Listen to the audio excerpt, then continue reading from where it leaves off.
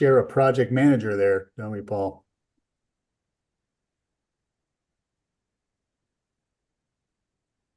You're muted. Can't hear you, Paul. I'm sorry. Yes, correct. Kieran, is he providing a lot of support for you? Uh, Kieran has stepped into our project. Okay, More recently, he's not the main project manager from the Winnaha group, right. but Kieran and I go back to larger, we did a very large bond project in my last school district, and Kieran was Yeah. uh was our guy, and we had a nickname, like we called him the Bulldog. He lives up to that name, I will tell you. Yeah, I love working with him. Yeah, that's good. Good.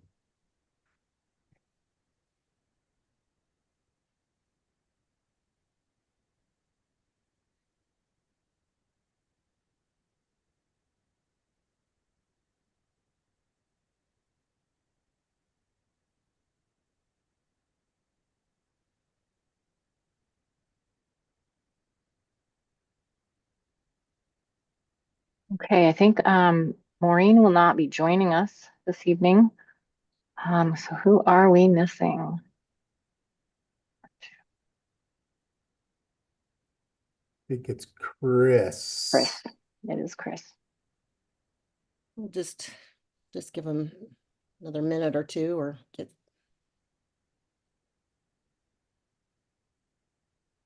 I don't know, Madam Chair. We got a quorum, and we got Hi, a Michelle. All right, well, with that, we can go ahead and call this meeting to order at 6:02. With that, Board Secretary, would you please call the roll? Yes, I'm going to go ahead and call your name. Please unmute and say aye. Chair Timchuk. Aye. Doug Doherty. Here, aye. Paul Jarrell. Aye.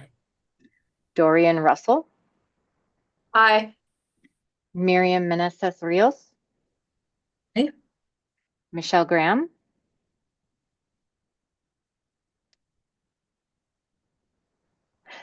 Okay, she cannot unmute, but she is signaling that she is here. Ernest Stevens. Here. And we have Maureen Wolf is excused and will not be joining us this evening. And Chris. And Chris Riley has not logged in just yet. Okay. We will note when she does sign on so that she is present. So with that, we will start off with the land acknowledgement. We want to acknowledge that we gather as the Northwest Regional ESD on traditional lands of the Chinook, Clatsop, Nehalem, Kalapuya, Siletz, and Tillamook peoples, past and present, and honor with gratitude the land itself and the people who have stewarded it throughout the generations. And first order of business, are there board members have any additions or revisions of the agenda?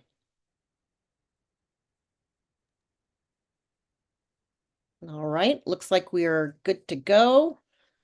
And so with that, we will go with the first order of business, and that is to hear from our superintendent.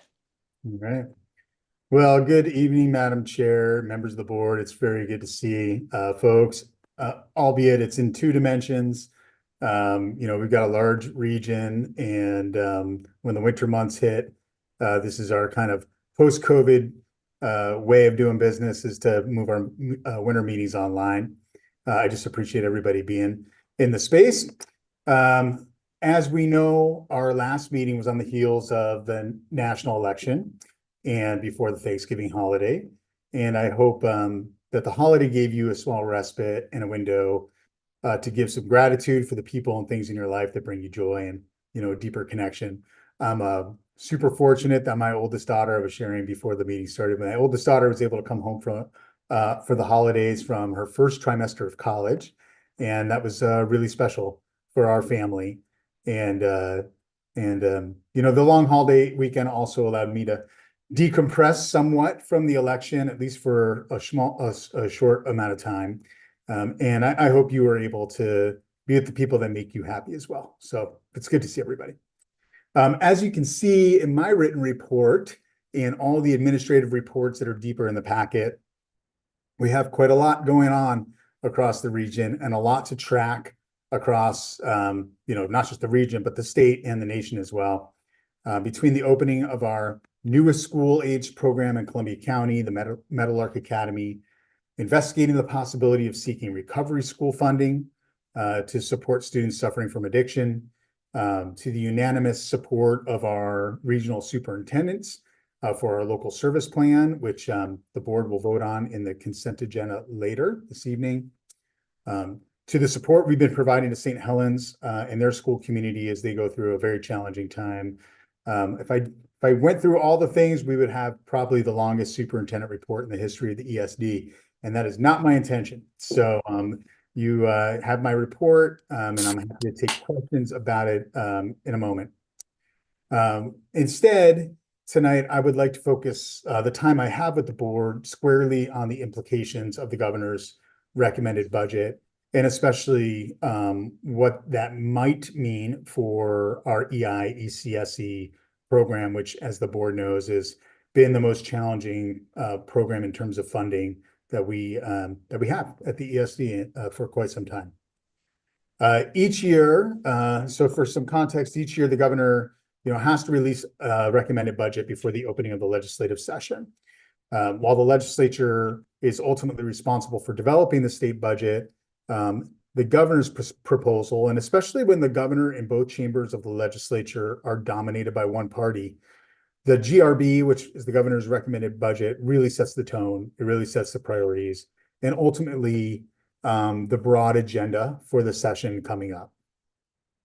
Before I get into some of the interpretations of the governor's budget, I want to make it clear to the board and to anybody who might be listening that we have a long, long way to go in the legislative session, and many details that aren't yet available will become more clear in the coming months. So I'm going to announce some things tonight, and I'm going to give you some interpretations, but I don't want to get into hysteria, right? This is the first salvo in the process. The governor's budget was 476 pages, and it was just released last week. Much of it is broad stroke, and the actual budget numbers don't address many specific programs within major categories. So it's a pretty rolled up, view of the state budget. So, like for instance, like the biggest number in the education bucket, so to speak, is the state school fund. The governor calls for a state school fund of $11.36 billion, but there's very little detail in there beyond the governor's top priorities within that. So 11.36 is a good starting place for K-12 education funding. What it does do is it captures estimated roll-up costs at a much different and higher level than we have started at before in the state school fund for many veteran board members and school board members, especially. That every year this budget comes out and it's like what they've calculated our current service levels at is severely insufficient compared to what true costs are.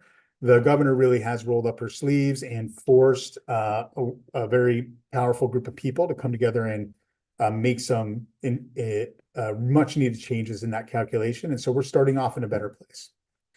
I do want to make it clear, though, for some districts, this is still a cuts budget. And for others, it will likely cover current costs, but what is truly clear in that number is that it's not a growth budget number for Oregon education. It's not a significant investment in anything other than quote, current service level, right? That was the point. At best, it really is a status quo budget for districts at best. Governor Kotek did call for modest additional investments in some of her priority program areas: early literacy, summer learning, and birth to 5 systems all received call outs and some specific additional funding levels. Though in the birth to 5 system, I just want to be clear, there was no specific call out for ECSE, and I'm going to get to get to that program more specifically in a moment. She was also specific in a recommendation to reduce some state contract funding to ESDs. And in fact, one takeaway that I have is the governor's budget is not especially kind to ESDs or to contract programs that we support. So like, for instance, like I said, there's not a lot of specific program callouts, but there are for ESDs, and they're not positive. And so I think it's very interesting, and it's telling about the way the state is thinking about ESDs in general as a important part of the education system. So for instance, there is a significant proposed cut to the statewide Student Success Act technical assistant contract. That proposed cut is $7.5 million, and it's specific in the write-up that they want a $7.5 million. She wants a $7.5 million cut to that program. For Northwest Regional, that's about $1 million and 1.25, $1.25 million for us. So the board understands what that is. The contract partially supports many of the programs in our instructional services department, like our 9th grade success program, which almost every high school in the region. So we have over 30 high schools in our region that participate in our 9th grade success program.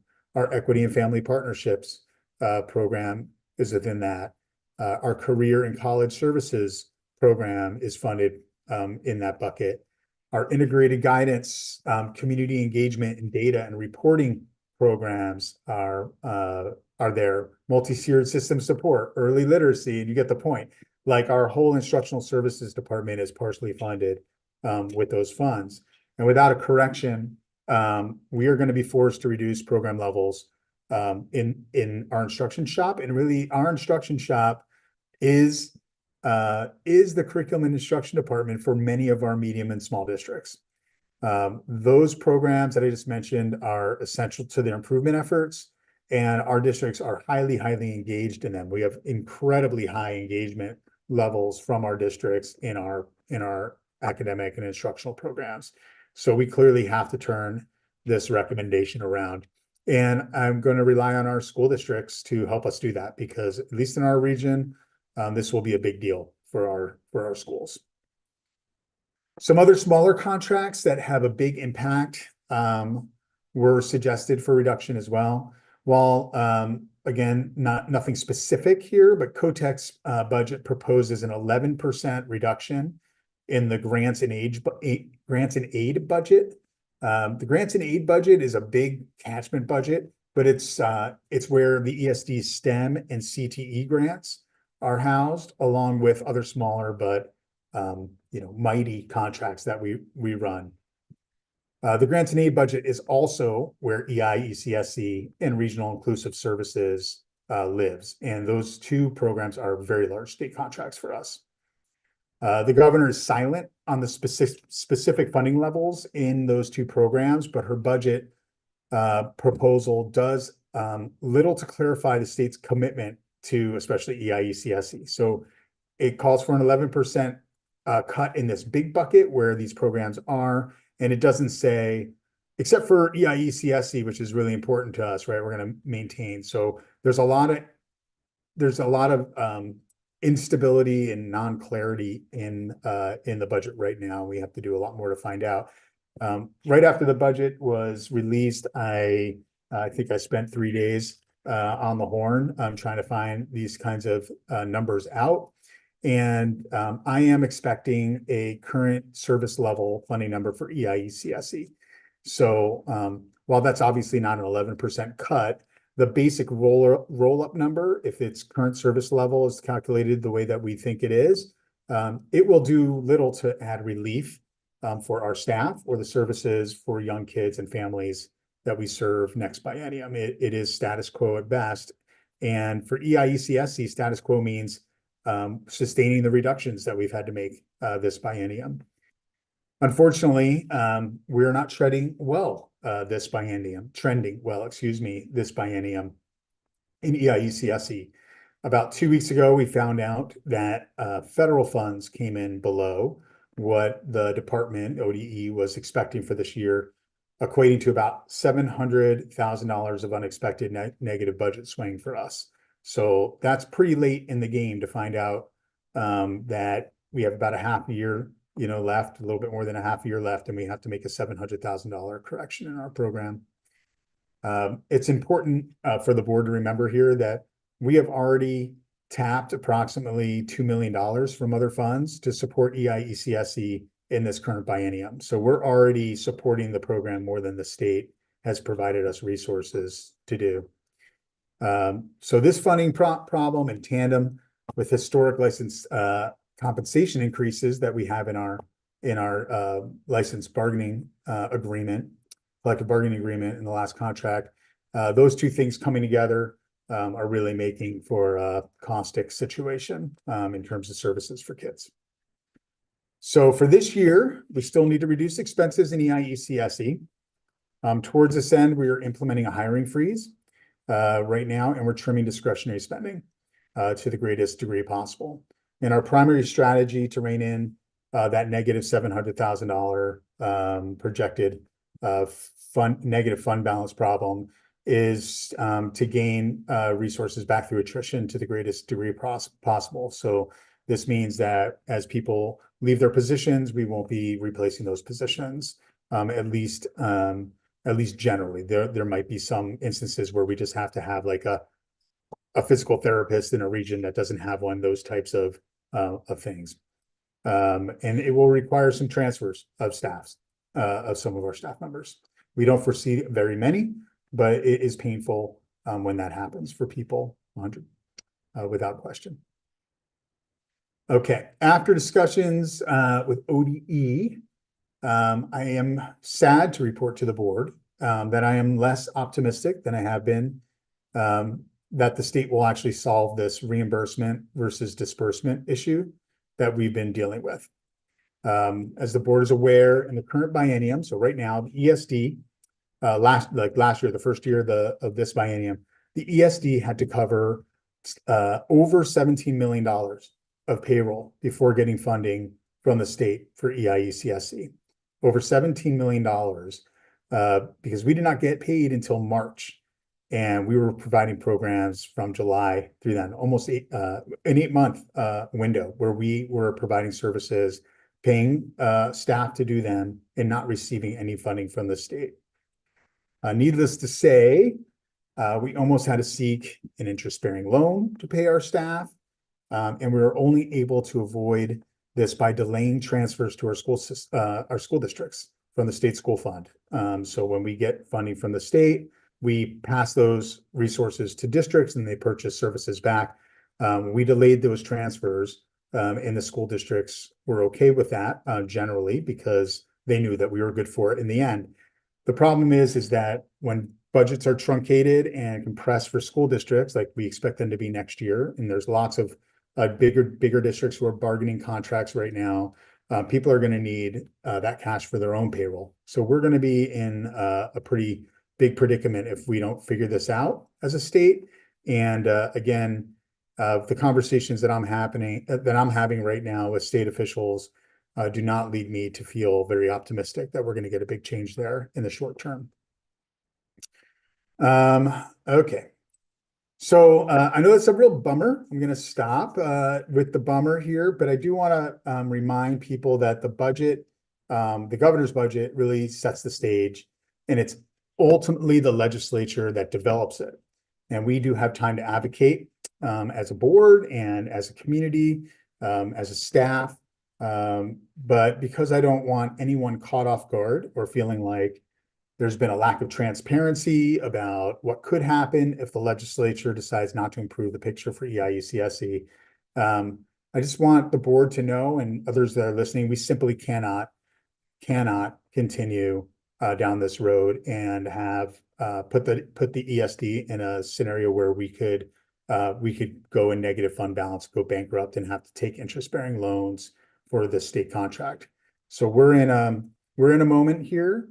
And I just want to be very clear that we will have some decisions to make if the legislature does not fix some of these problems that we're talking about, at least nominally. So we have 6 months to advocate on behalf of the EIECSE and these other critical programs. young children with disabilities and their families are, they're often the most marginalized in our communities, and they certainly deserve better.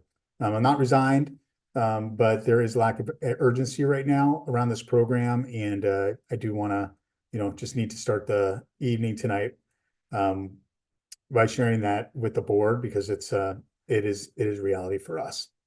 The last thing I will tell the board, and then I will stop and I'll answer questions about anything that I wrote or anything that I said. I did spend yesterday with one of our early learning colleagues. I did a home visit in Tualatin, and I wanted to shout out Danny at Tualatin Early Childhood Center. This mom and the kid that we were invited into a mother's home where Danny, obviously she does home visits. The mom was like so appreciative, receptive. The kid was making like visible progress, very complicated medical scenario.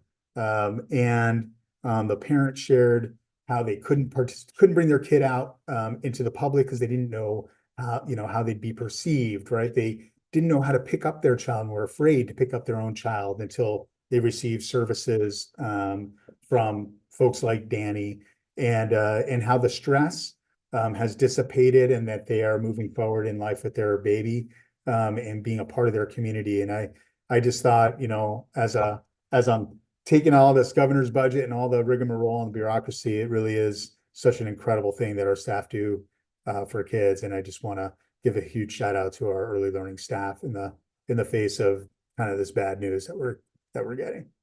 And with that, I am happy to take any questions the board might have.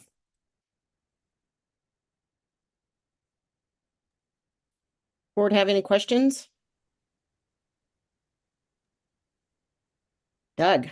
Thank you. Just a quick one. Dan, are there any ESDs that are not status quo? Are there any that were able to come through this so far with an increase that others did not get? There are the vast majority of our ESD partners all made reductions, and we are all extremely concerned about what just came out and this reimbursement issue, because the program has gotten bigger since the Student Success Act, and now it's just so big people they don't have the money to do 8 months or 6 months of not getting paid. For instance, Willamette ESD, smaller program than ours, they cut 50 FTE in their program from the last biennium to this one. We've done about 70, so pretty comparable. There are some that are backfilling the program to a greater degree because they have more general fund resource and a higher ending fund balance. We don't carry that level of ending fund balance, so Clackamas is in that scenario, but the state contract's not covering it, and they're extremely concerned about what it means for them. And having said that, there are the program in Lane County is run by, not by an ESD, it's run by the United Way and in a partnership with the University of Oregon, and they just have different cost drivers. We have different staffing cost drivers than a nonprofit. And so they're in a different scenario. But in general, Doug, there's not any EIECSC contract holder that is not extremely nervous and worried for their program right now. Any other questions? Well, my question is, you have in your report the next advocacy opportunities, and I know this Friday you meet with all of the superintendents from the ESD, and I think one of the most powerful things that we can do right now is speak in facts and in data, and for them to see what each of our areas, what this budget is going to mean, and not in theory, we take the current service level and we show them what this means to a Banks, a Hillsborough, whatever it is, and show them with facts from each of our business managers and CFOs. So I hope that you will be able to share with your superintendents that if we can get that kind of information, so we're armed with facts when we speak to legislators.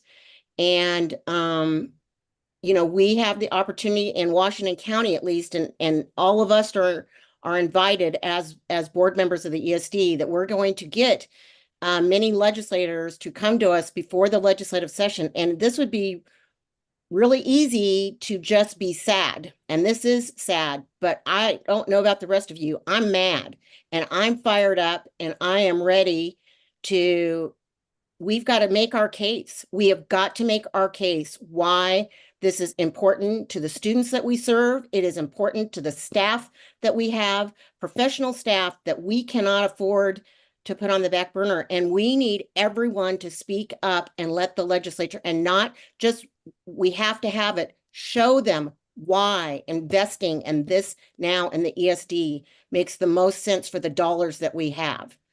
And so I hope that you're able to arm us with all, so we can go out there and do this advocacy work. Thank you. Okay, with that, let's get some good news and recognition. So, Kelsey?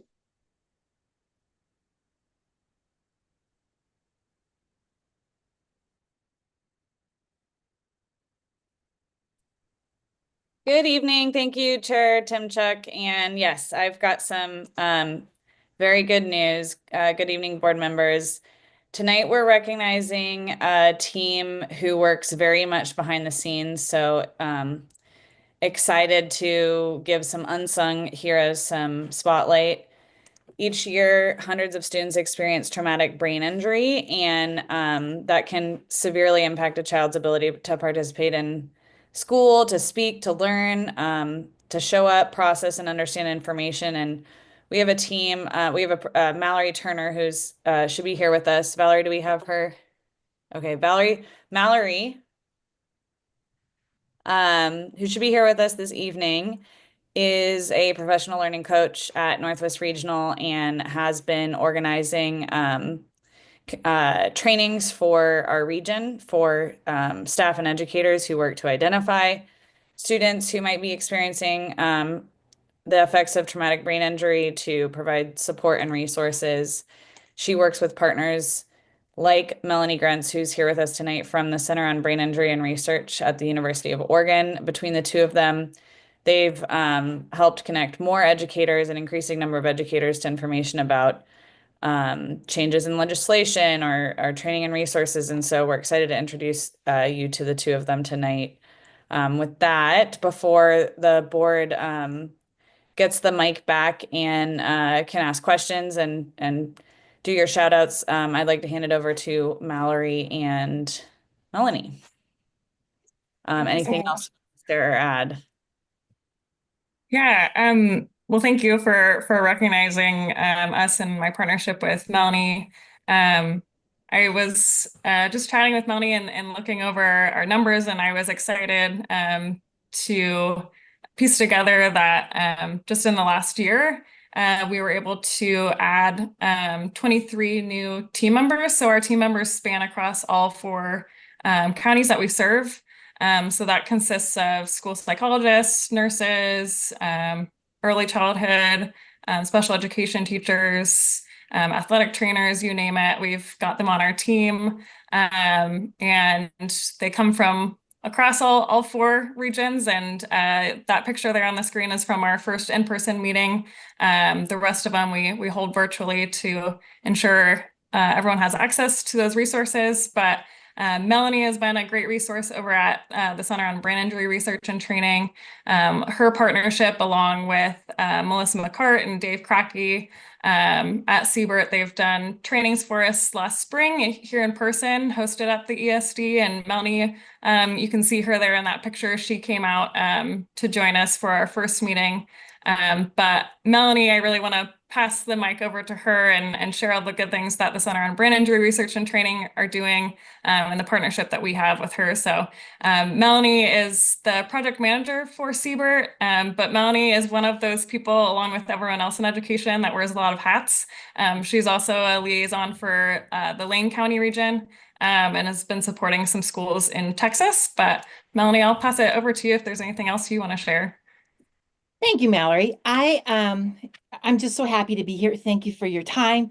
I was a speech pathologist in Oregon Public Schools for 29 years, and I've been on the Oregon TBI team for 25 of those years.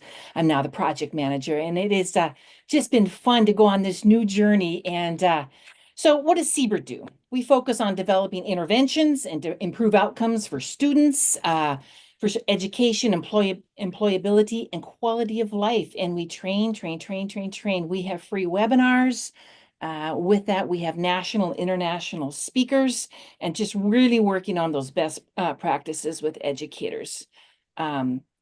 Your region, we call it Region 8, where Mallory is, but we have 9 regions in the state of Oregon, and we have a very robust and sustainable team base of 283 dedicated members. So we're just really making a great impact on our state and just the commitments we have there as well. We are also doing some studies at this point. One of them is with Department of Juvenile Justice, a screener. We don't have such a screener, so that is helping us with child find. And let me tell you, I'm not liking the numbers that I'm seeing when it comes to that screener for brain injury. We're also conducting a study at this point with suicide in adolescents and TBI. So a lot of research going on. I can't say enough good things about Region 8. They are the gold star for how a team should be run. And I also want to do a shout out to Kathy Jensen, your executive director of K-12 Special Ed. She was a previous liaison on our team. And very professional. I just want to make a quote from my father. He said, a good leader is the exception and not the rule. And Kathy's just been that exception, and she leads with compassion and kindness and deep respect and doesn't minimize staff concerns or challenges and just really focused on effective solutions. So Region 8 has also come together and made their own district team, it's a traumatic brain injury team, and they made their own website. So again, they're just really the A+ team in our state and go-to for a lot of questions et al. And again, what Mallory, if you think about a liaison's job, she wears so many hats and she goes over and above the call of duty. She's in her car often attending meetings when districts call her and say, what do I do now? And that's our job, just to increase that awareness of TBI and what we can do.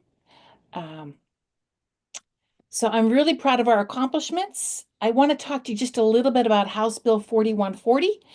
We passed that in 2021. We tried to pass that in 2020, but gee whiz, something else was going on. So it's immediate temporary accommodations given to a student upon sustaining a concussion. So we're just really proud that our teams are implementing that law. And then if a child needs more accommodations, those concussion symptoms are not abating or resolving, we can move into a 504 plan or an IEP. And again, our teams, teamwork is dreamwork, are all ready to go in districts and so can get that paperwork in order and help our students. So I'm a speech pathologist. I know I talk too much. What questions do you have? I'm happy to answer any. Board, is there any kind of questions? I can't see everybody. Anybody have their hand up? I do want to add in light of highlighting and honoring the early learning group. I think, Melanie, one thing that has been really great that has come out of our department and through Region 8 is the development of the immediate temporary accommodation plan for early learning, which was developed here at the ESD. And Melanie, I don't know if you want to share more about that, but I think it just highlights again really you know, folks at the ESD going above and beyond their roles, and especially in early childhood. You know, that is one thing that they didn't have to do, but now it's a form that'll be used statewide, and that's coming directly from Northwest Regional ESD. So Melanie, I don't know if you wanted to share anything about that. Oh yeah, I showed up to one of Mallory's trainings and just thoroughly enjoyed myself and her team. Caitlin came out of nowhere, school psych. She's a school psych, right? Candace Sorry. Campo, yeah. Okay. Candace came up to me and said, I just made a draft of an early intervention ITAP and wondered if you might take a peek at it. It's like, oh my gosh, this is splendid. So that is being shared with the rest of the state. And as Mallory stated, I'm also working with the great state of Texas to set up a system like Oregon has, and they have embraced that form as well. So once again, Region 8 is the gold star. The systems of support you all have in place are amazing. So kudos to you. Great. Any questions? I have just one question. Can you give a ballpark of how many students you serve in the program? In Region 8? Mm-hmm. Region 8. Mallory, do you have a number for your TBI numbers? Like think about your IEPs and then just give a ballpark for your ITAPs. I wouldn't have a number for the ITAPs. I think one thing, you know, I'm not entirely sure of the exact number. I think this maybe gives a point to highlight the importance around TBI, but I think the data is often skewed for a number of reasons. I'm not sure, Melanie, I'm not sure of the exact number in our region alone, but typically a lot of the TBIs are categorized under other health impairment, and those are the ones that we're looking for and trying to find and get corrected. But also the data can sometimes be skewed if the eligibility is deemed as a secondary eligibility.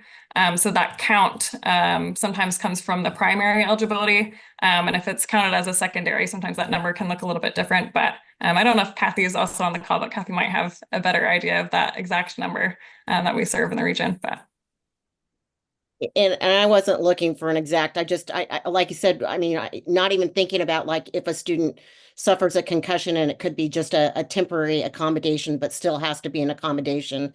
I didn't know if we were talking about 25 or 25, 100, just if there was just some kind of ballpark of what we have. But we thank you for being here this evening, and thank you for being a trailblazer in this area and being the gold standard for the rest of the state.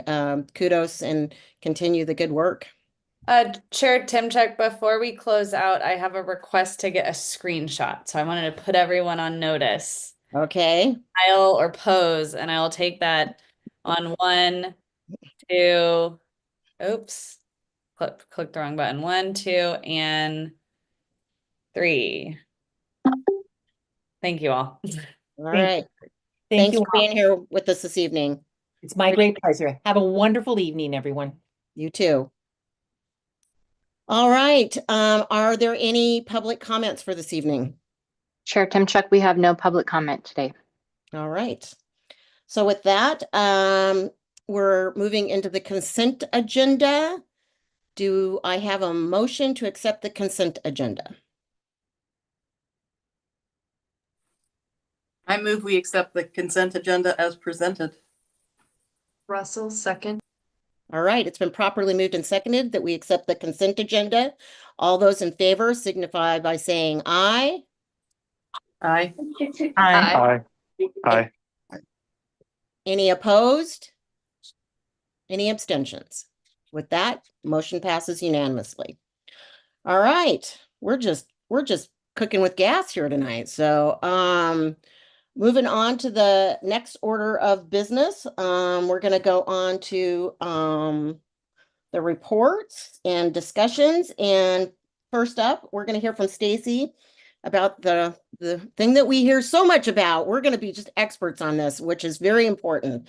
So, Stacy, if you can walk us through the EIECSE program design.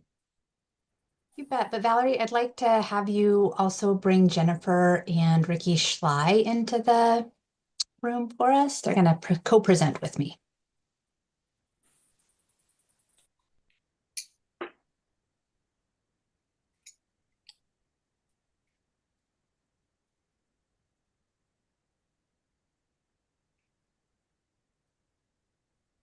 All right. Can you hear me okay? Yes, okay. Well, I'll go ahead and get started.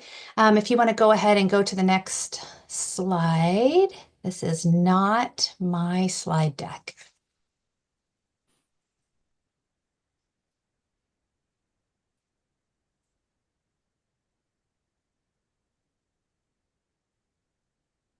Nice to see everyone this evening.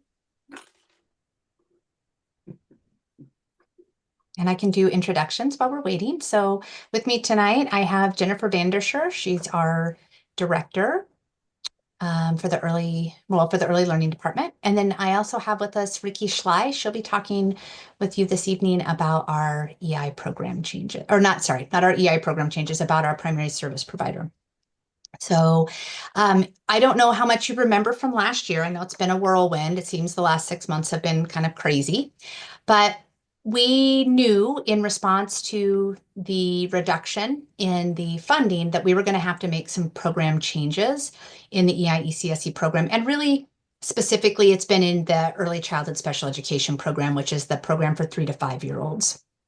Our EI program has largely remained unchanged. So if you want to go ahead and go to the next slide, Valerie. We came through, we did a process last year where we worked with our staff. We really put that co-design to the test and worked with the staff to find out what are the specific changes that we're going to need to make in consideration of a reduction in staff, and then what do the staff need to help get them through this time. And so there was some really positive, we had a very positive experience, I felt, working with the staff. We came up with 3 things, which is the need to expand our continuum of services for children in the ECSE program.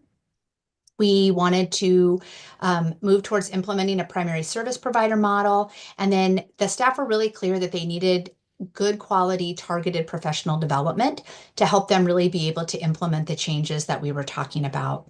So we pulled together a team in the spring, and we have now turned that into an EI ECSE advisory committee. So we've got many of the same people that are coming back. And as we are going along, we are bringing to them an opportunity for feedback on how are the changes going, what do you need, what are the adjustments we might need to make. And so we'll have this presentation will talk you through a little bit of what we've been doing there. So Valerie, if you want to go on to the next slide.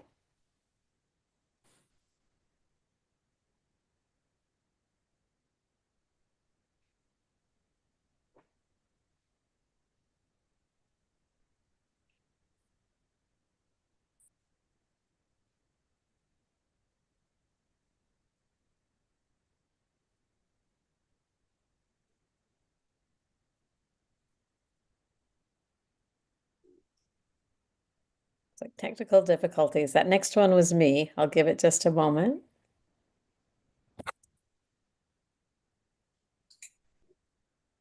Apologies, I'm not sure what is happening with my sharing. Well, give me 1 moment. Gremlins are in the Zoom. They sometimes are. Oh, yeah. And we're probably following on our own board book. So are we on inclusion expansion?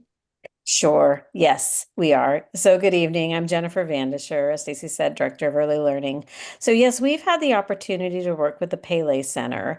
We worked with them prior to this with our LEAP classrooms, but Pele has changed their focus slightly. And so we're working with the Pele Center out of the University of Denver, and they're really guiding our professional development work for our Better Together classrooms. So there are 5 areas that they're really supporting our work. One is the building blocks for belonging, which has to have an acronym, BB4B. And this is really working with our staff, our teachers, instructional assistants, administrators that are in our Better Together classrooms, helping them to use the ECTA standards to create belonging and relationships and partnerships. That's with children, with fellow staff members, with families, to really work on that collaborative teaming, because we know that's really the heart of successful teaching, is working collaboratively with the other adults in the room. Working on our multi-tiered systems of support for all classrooms. So strategies such as routines, communication-centered strategies, social emotional learning, positive behavior support, and then a favorite of mine, working on assessment, authentic assessment and data collection, because we need to know the work that we're doing is helping children to move forward in their learning. And also creating environments that are really child-centered. I think when we say inclusion, sometimes people think we're talking about having children with IFSPs and children not with IFSPs, but in any classroom, every child has a need, and one of those needs is to be included. So really creating classrooms that are rich learning environments for the little people that we serve, regardless of whether or not we have typical peers, which is the children without IFSPs or children with IFSPs. Another part that they're working with is helping us to develop an inclusion team that's across the departments, across our department, to come up with a 5-year plan. How do we make this work move forward in a really mindful way? So they've been meeting with us every month to work on this, and we're working to bring in some community partners. We do have some staff as part of some teachers, instructional assistants as part of this work. The next piece we have is an optional piece. It's a community of practice. I'm sure everyone has heard of a PLC. This is like a PLC with the exception of people are opting in and they're really working on problems of practice. So they're building a group that they can come to with for ideas, for challenging, so coming up with solutions to challenging problems. And so we have 2 of those running for staff. And then we also have a third that is running for our administrative team to really work on coaching. What does it mean to be a positive coach for our staff? In addition to that, there is 2 levels of coaching that's being offered. So our ECSC coach is working with a Pele Center coach. And so we have staff that have selected to be focused, where they have the Pele Center coming in and giving regular feedback, or more universal. And that coaching is coming from their administrator with, again, support from the Pele Center. So that's the administrator coaching support. You can go ahead and go to the next one. Thanks, Valerie. And I gotta switch it myself so I can see it. So the Better Together classes. So we have been able to expand our Better Together classes on our sites, and very exciting that we're able to have more consistency between all of our classes. Our staff are receiving the same professional development about 2 Fridays a month for an hour, and the coaching. So they're getting that support that professionals need to be able to do their best work. We've had an increased number of classroom offerings on our sites. We now have 2-day and 4-day, which has really helped us meet the needs of our students. We do have some classes, though, where we are doing a true inclusion model in terms of we have children that have IFSPs and children without IFSPs. And so that is true in Tillamook, and also some of our classes in Washington County have that. So it is something that we're working to grow, and we will continue to work on getting we call them the PALs. And so have more of our PALs in the classroom, because it's also about a mindset, having children and families understand that we're all a community and that working together is so important. And I will do a quick shout out to the team in Tillamook that has managed to bring in enough typical peers, or the PALs. They are running classes of approximately 18 students, and they've got 9 with IFSPs and 9 without. And it's really, that's really the model we would like to see across our program. And I just want to take a moment to say great job to Kate Beeler and her classroom team, and David Goodell for helping to get that going. And now I think Ricky's going to talk with us about the primary service provider changes we've made. Yes, I am. So our primary service provider rollout started in the fall, and the reason we came to this model was not only because it is a more efficient use of staff, but also it allows interventions for students to be delivered through the context of a relationship. And what we know about kids is that they learn best through relationship. We know that's true for adults too. So really being able to connect with a variety of adults, parents, caregivers, preschool teachers, childcare providers, so that intervention can happen throughout the child's week, throughout the child's day, and that does result in better progress, more progress over time. So our initial rollout happened over a 2-day period during our August in-service, focusing both on the framework, the rationale, a lot of those intricate details for service delivery, and then the next day focus on process and procedures and how that looks in our special education documentation, how that looks for teaming, all of those kind of logistic things that happen outside of service delivery. Since that fall in-service, we've offered ongoing professional development, which has included content on adult learning principles. It's included a really targeted and specific Q&A, where that training was actually delivered based on the feedback we've received from staff. Where are people getting stuck? Where are people having questions? What are the barriers to utilizing this model? And so we had a very specific hour-long Friday PD session based on that. We've structured our week around this PSP model because it does require a lot of consultation time. So staff have a designated hour each week to connect with their teammates, to get consultation, to get different strategies, to get different interventions that they can use that may fall outside of their discipline or something that they've done before. So our next steps for this primary service provider model is just to continue to support our staff. It takes time to implement this model. It takes time to build capacity and feel confident. And so we're really trying to make sure staff have an avenue to ask questions, to gain additional information, and use that feedback and those needs to drive our future training. We've also delivered some really specific targeted support to some of our teams that have requested it. And so that is designed to be in person.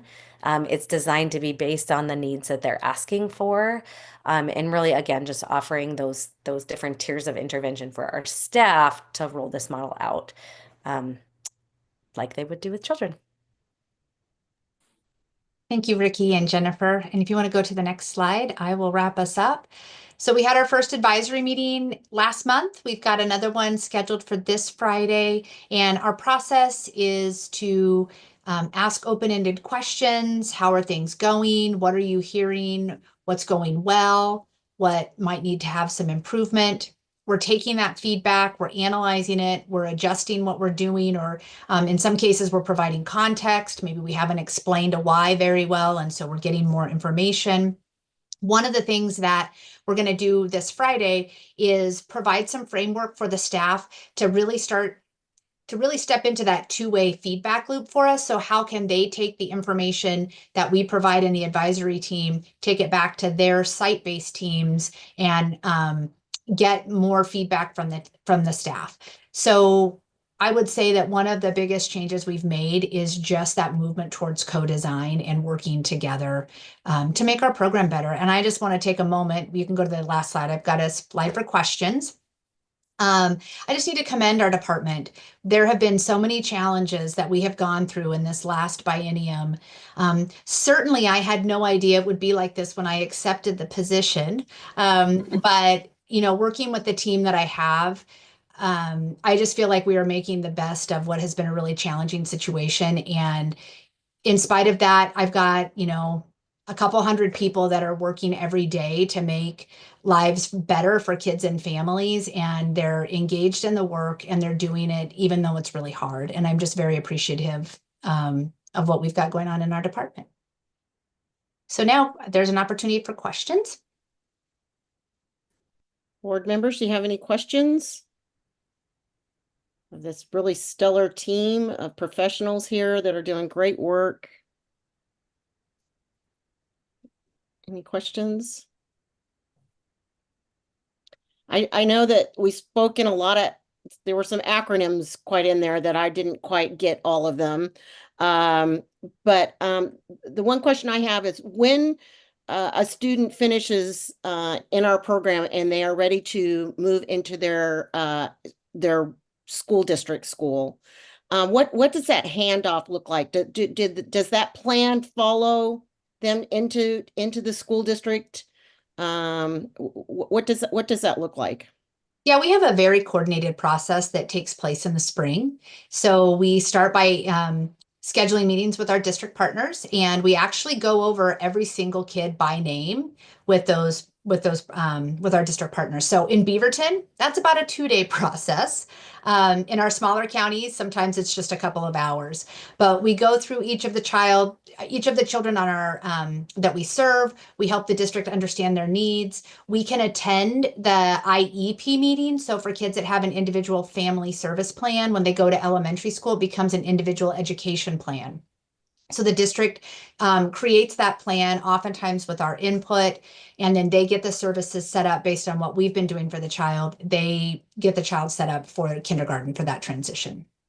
And that all happens usually between like February, March, and the end of the school year. Great. So hopefully to try to make it as seamless as possible when they move into the school district. Absolutely, yeah. And I would say that at least in my experience from the years that I worked directly with the districts, every year we were looking for opportunities to improve that process based on the feedback and the experience that we had. Great, thank you.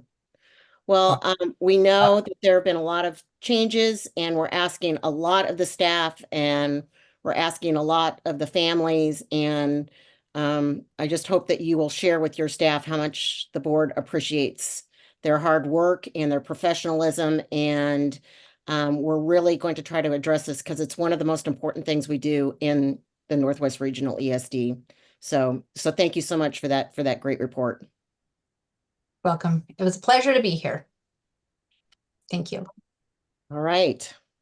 Our next order of business is new employee orientation and onboarding with our HR, Debbie.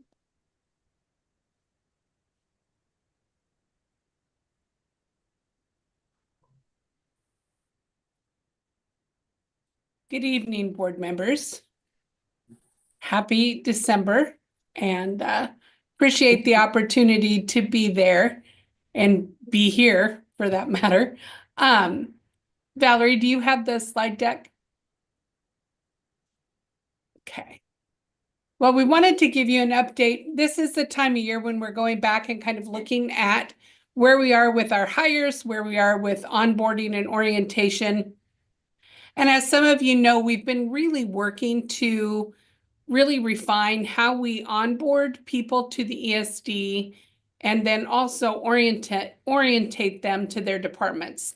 Stacy's team just did a fantastic overview of what they do in their department. That looks very different than, say, what Jessica Duffett does with our physical therapists that come on board that we push into other districts. And so over the last 3 years, we've really been taking a look at how are we bringing people on and what their experience is. Before we start going through the slides, I want to let the board know that we do have, as we are making each job offer, one of the HR team personally onboards each employee. And so that HR specialist meets with them, they talk over when people are paid, gives them some really good starting information before we ever bring them into a campus or into a facility. That being said, next slide, Valerie. We know from when we did our 22-23 and want to go backwards just a little bit that we had, our orientation, particularly coming out of COVID, has been virtual because it's very difficult to bring people in from 4 counties, especially as we hire them. It looks very different than a K-12, like we have everyone hired mostly by August. We can have one set day where we bring everyone in. I'm going to show you a little bit of data about what that is and why it's challenging. But we were bringing people in and having them on Zoom, and then we were doing this with them where we were showing them just a lot of slides, and there wasn't a lot of opportunity for hands-on. There wasn't a lot of opportunity for personal interactions or kind of that just get to know people that we're bringing into the ESD. But 3 of the things that they really emphasized to us was it would be really great if we could practice the technology things with someone from tech available to help us. We use Frontline for pretty much everything other than the pay and mileage pieces. So Frontline is where you put in your absences. It's where your evaluations are. It's now where you get certain forms to kind of navigate around the ESD as an organization.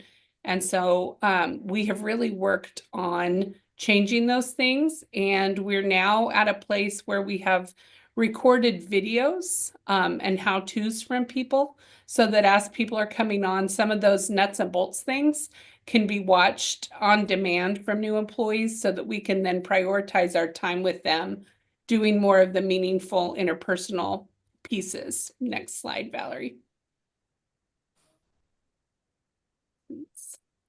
One of the things that was really interesting, particularly with the startup of this school year, is for us to take a look at why is it so challenging to bring people in across 4 counties? And one of the things I want to point out to the board is that if you look at our monthly averages, we typically hire roughly 18% of our staff before September, and the other 82% the rest of the year, primarily a lot in September. And we see that jump up again in June. And typically those June hires are going to be in preparation for our summer session. That's when our early learning summer session starts. We're hiring quite a bit there. The numbers of people that we have hired over the last 3 years, I think is pretty stark. When you look at, we've hired in 21-22, 225 people, 22-23. If you remember, that's when early learning expanded by about 78 positions. So that jump to 309 is when we added quite a few early learning positions. Last year, we hired 145, and you can see we're on track to probably see roughly another 120, 130 this year. Some of those are people relocate, people retire, people resign. Even with the layoff and elimination of a number of positions last year, that 145 hires represents about an 83% retention rate of our staff. Ideally, from an HR perspective, we'd like to be retaining 90% of our staff. That's a pretty good average, but 84% given the elimination of positions is still, I think, pretty positive given where we are. Next slide. Our NEO efforts, our new employee orientation, we now do a personal onboarding meeting with an HR staff person. We then do a monthly meet and greet where the entire HR team gets online with our new employees, and we do some icebreakers. We learn about different people, about what brought them to the ESD. What can we do to support you? Do you have everything that you need? Is there a question that you have?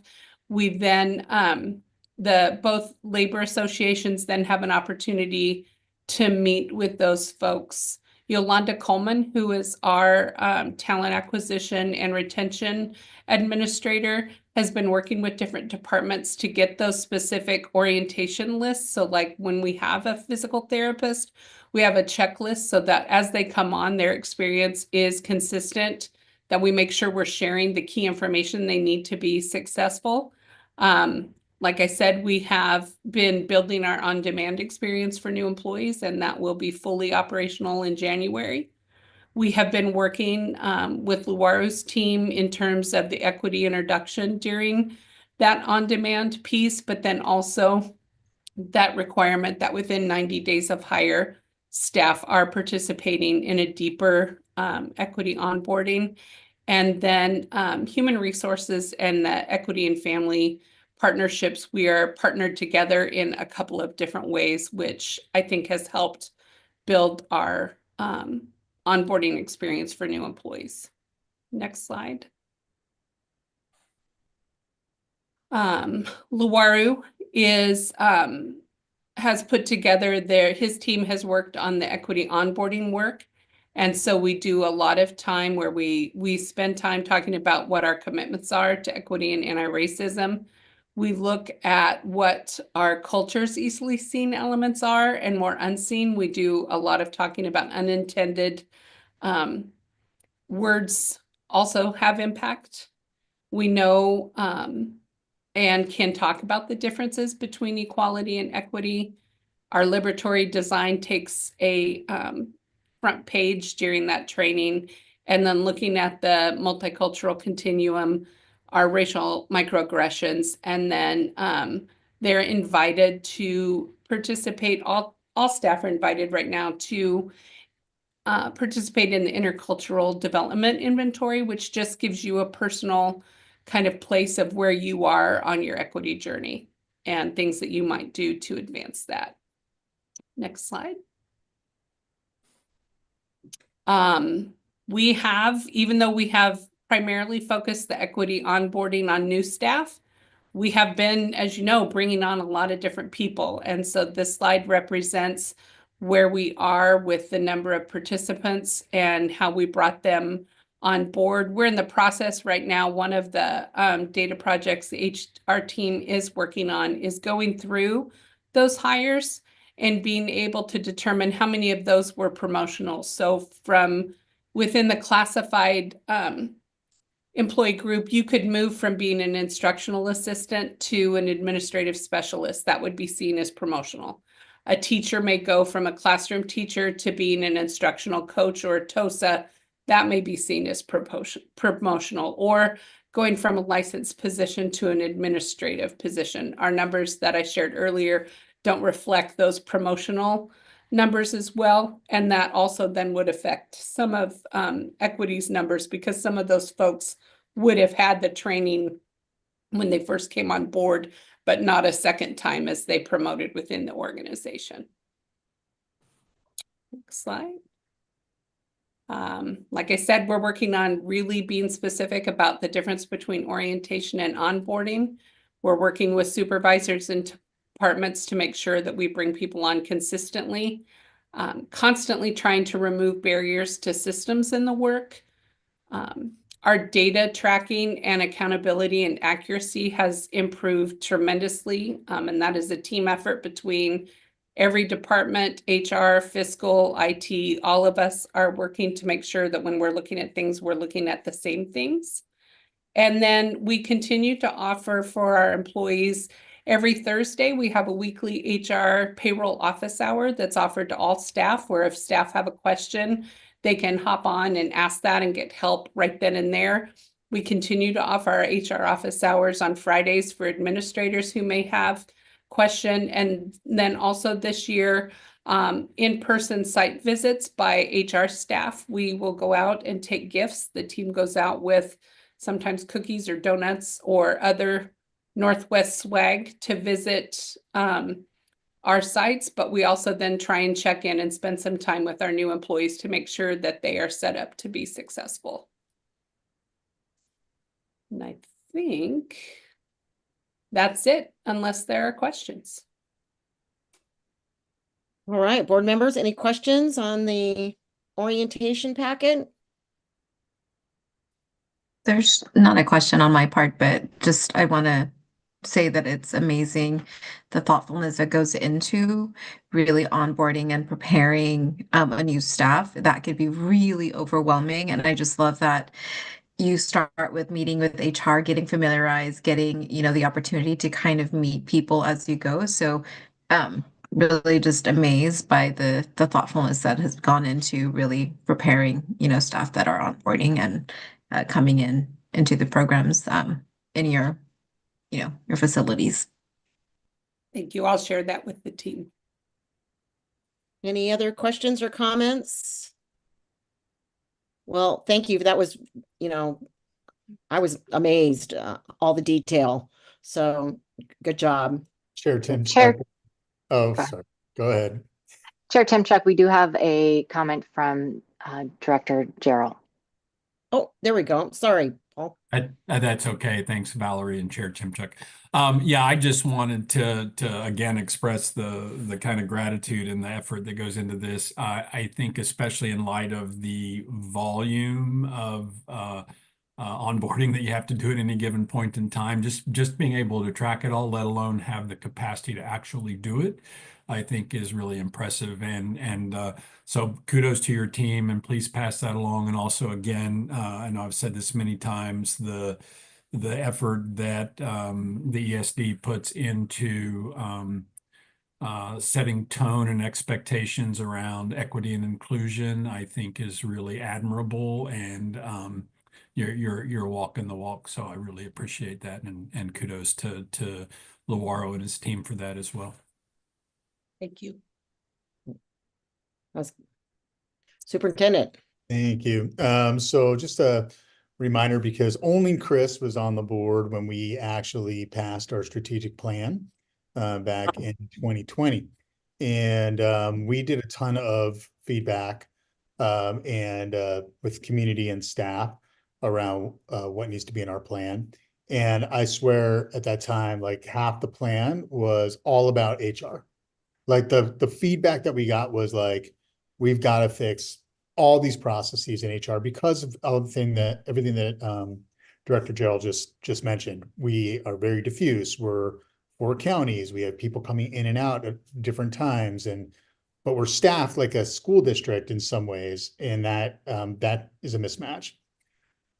So Debbie and her team have really taken hold of the priorities and the strategies in the plan and have made a huge amount of progress. And I know Debbie will be the first to say we have a long way to go, but from where we were to now, I'm really pleased with the progress that Debbie and her team have made, and I just want to congratulate her on that work.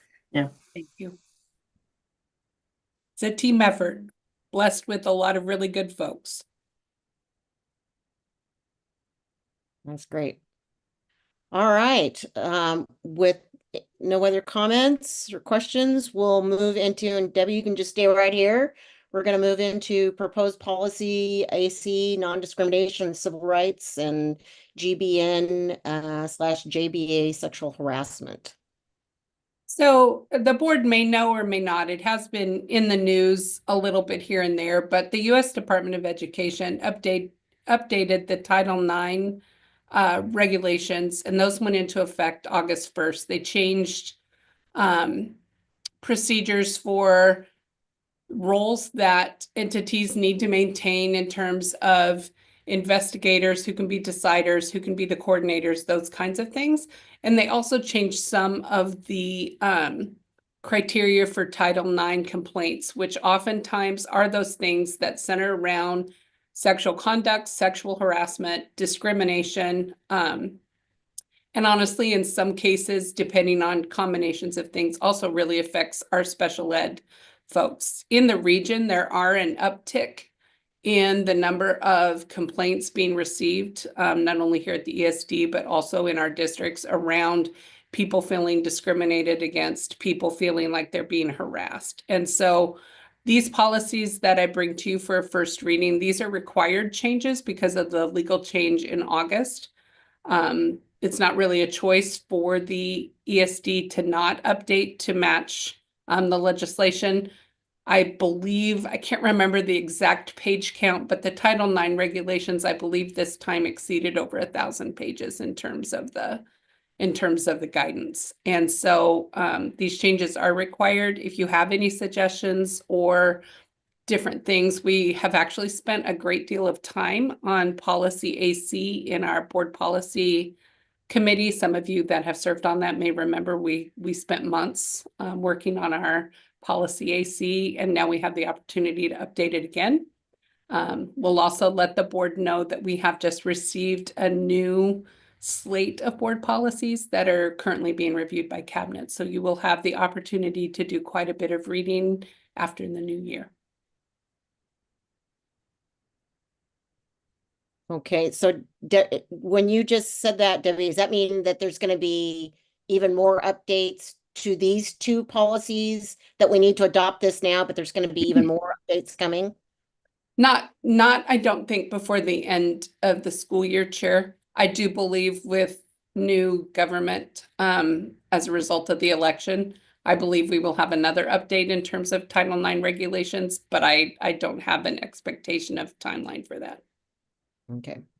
So, any questions about this policy? Because, this is the first reading and it means it'll show up in January on the consent agenda if we don't have anything that we need to come back on. So is there any questions on how it was presented with the changes? All right. Thank you so much. Appreciate Thank you. All right. Last report is administrative report. Superintendent. Thank you, Madam Chair. I'm happy to answer any questions the board might have.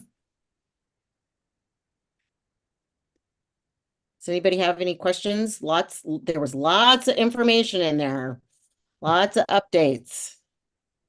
Anybody have any specific questions?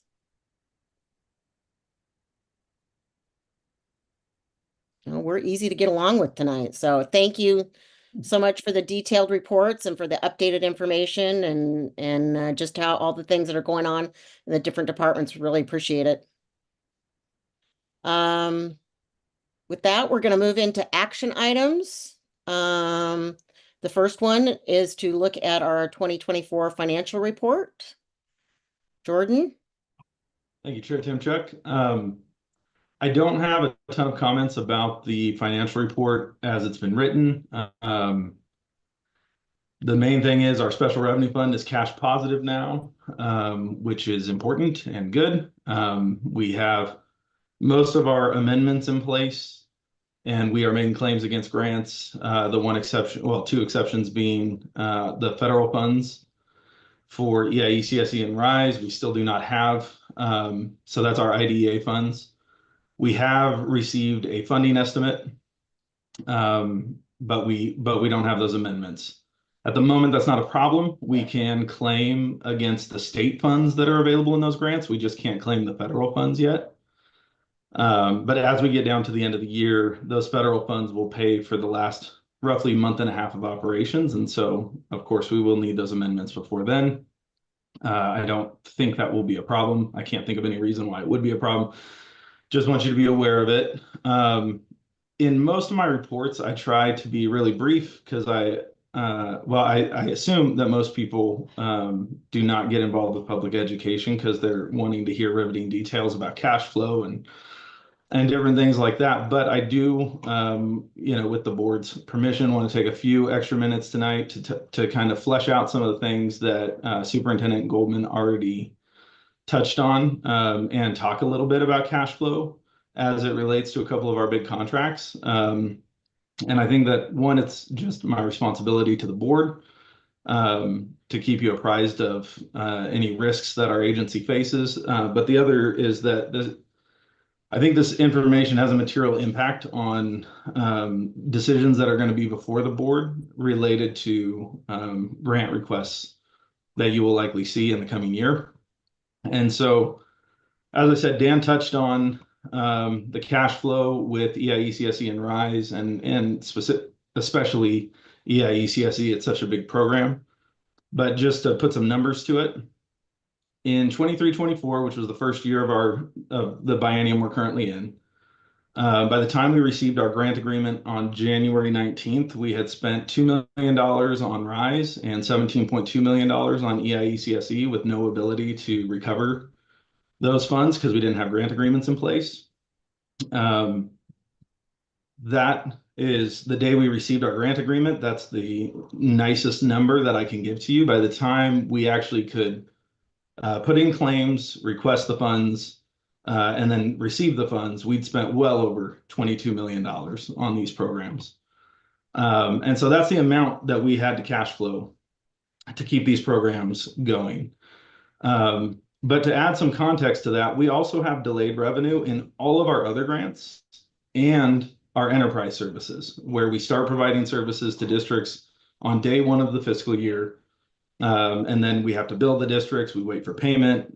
We do net 30 terms, just like so many vendors do. And so there's a delay in the revenue we receive. on those. In those funds, we have the ability to build up a sufficient amount of fund balance to cash flow those programs until we can start receiving revenues from them. And so it doesn't cause problems for us. But it does cause problems for us if we have to use the cash that we have on hand for all of those other kinds of programs to cash flow these two programs that we're not allowed to save up funds for. And so with EIECSE especially being a program that costs over $20 million to operate for 8 months, we basically have to scrap together cash from all corners of the agency in order to cash flow that program until we can start getting money back. The reason that's a big problem is because when we started 23-24, we had a substantial amount of cash on hand. We had sold full faith and credit bonds for the Aliclec project. So we had over $10 million in our capital projects fund. We had just come off of having ESSER funds available, so we were able to claim some ESSER funds for the first month or so of EIECSE operations. Our districts also had ESSER funds, and so we were able to hold on to some funds that would normally be transferred out to districts for a couple of extra months. But those are district funds. We also used funds that we hold in custody for our district, so funds that legally belong to them, but we hold for them to provide different kinds of services. So we used cash from all of those places to cash flow EIECSE and RISE until we could get those state contracts. Going into the 25-27 biennium, I expect us to have less than half of the cash balance available that we started the 23-25 biennium with. Moreover, our districts are not in a position to leave cash with us as long as they were able to in 23-24, and that's again because we have ESSER funds, the ESSER cliff as it's been referred to so many times. So they've all run out of ESSER funds. And then we all got hit with substantial contract increases at the same time on our bargaining agreements. And then, of course, we now have this PERS increase that districts were not anticipating. And so you put all these things together, and all of our agencies, not just the ESD, are going to face cash constrictions in this next biennium that we didn't have in the last one. And so, excuse me, the less long version of this is that we're not going to be able to cash flow EIECSE for 7 months. Like that, just plain and simple. We will not have the cash to do it. So unless the state has solved the procurement issue, the only real option we would have is short-term borrowing to bridge us from the end of Q1 to Q3. I believe we'll be able to cash flow the program for a maximum of 3 months. And so if it's going to be 7 to 8 months before we can collect revenue from the state, we're going to need some sort of a financing mechanism to get us there. I also just want to mention, because as I talk about how dire this is for Northwest Regional, I am aware that we have a couple of other large ESDs who are not feeling the same pinch. And again, Dan spoke to this a little bit, but I just want to put it out there. Multnoma's EIECSE program is run by a school district. School districts' proportion of unrestricted resources are much higher than ours, so they carry larger general fund balances, cash balances. That's not to say that school district isn't feeling the pinch, just that they have a different cash position than we do. The other one is Lane County, or Lane ESD. Their program is run by the University of Oregon. I think it probably goes without saying the University of Oregon's cash position is significantly different than ours. But Lane ESD doesn't have to pay the University of Oregon until they get paid by the state. So the claim comes from the University of Oregon. Lane ESD then makes the claim to the state. State pays Lane ESD. Lane ESD pays the University of Oregon. So 2 large ESDs that you're not going to hear this level of kind of doom and gloom from. And I just wanted to put some context around why you're not going to hear that from those 2 ESDs.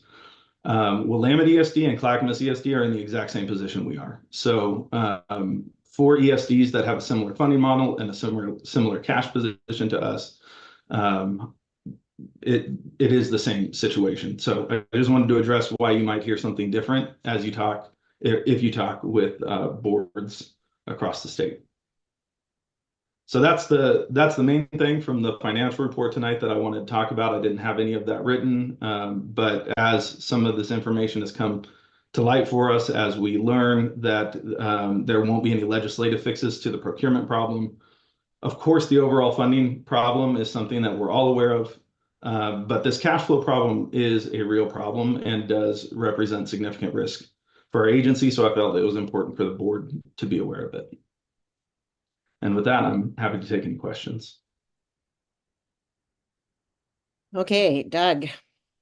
Thank you. Just Jordan was curious, do you know the approximate cost if we're going to float a, say, 3-month loan? Do you know what that'll cost us? I think the commercial market right now for short-term borrowing in the municipal market would be close to 6%. And so that would be an annualized rate.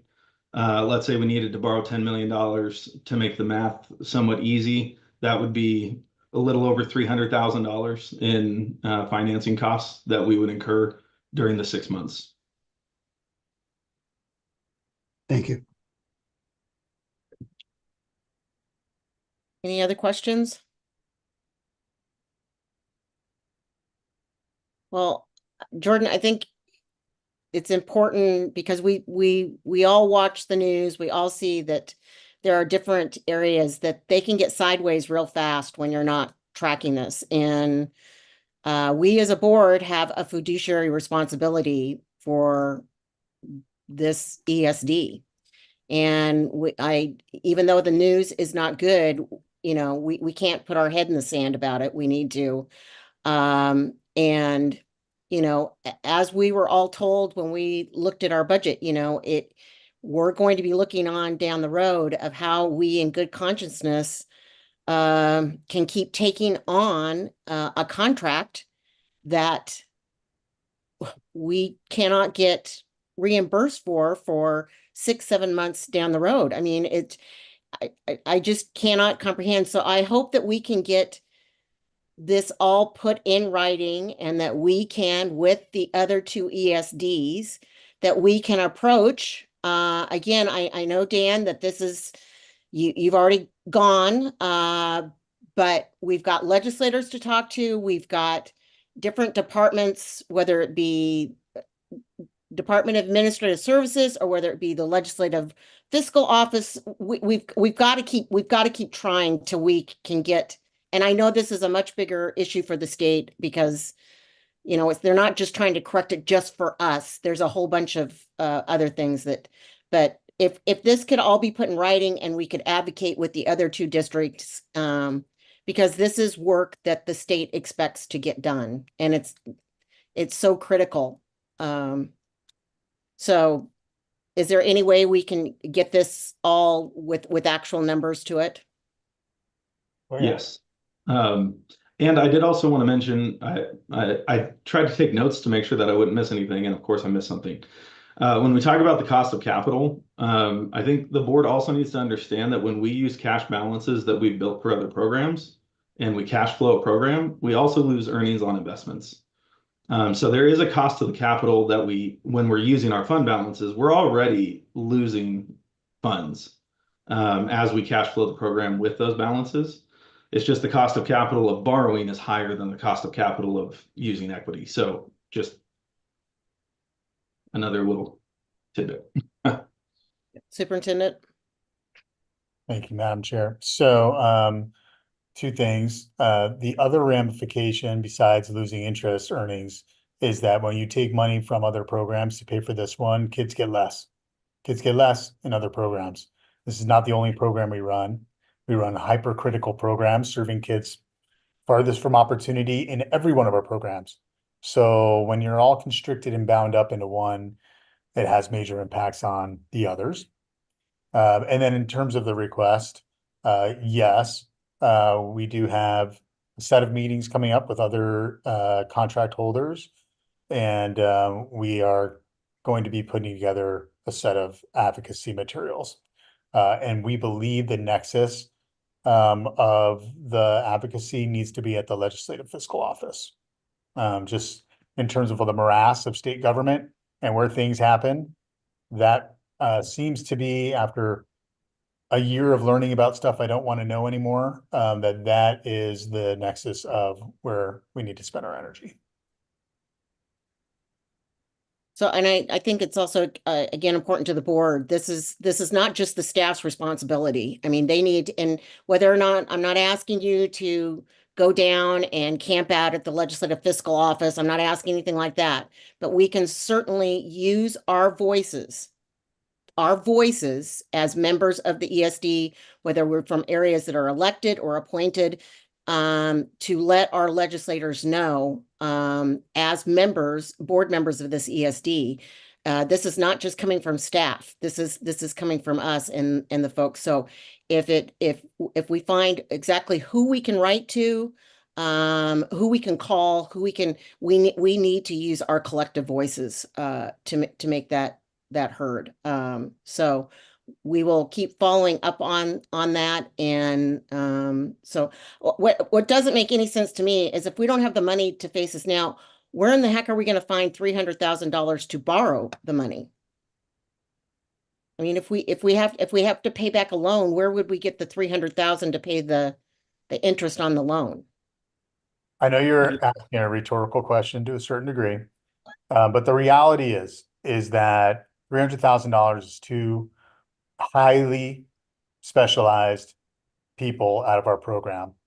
It just comes on the backs of caseload and staff work. That's what happens here. So we really don't have, as Jordan said, we don't have the cash flow position to borrow from other places like we just did. We're heading into a far different biennium, we believe. And so it comes on the backs of kids, right? It's less program for kids. Simply put.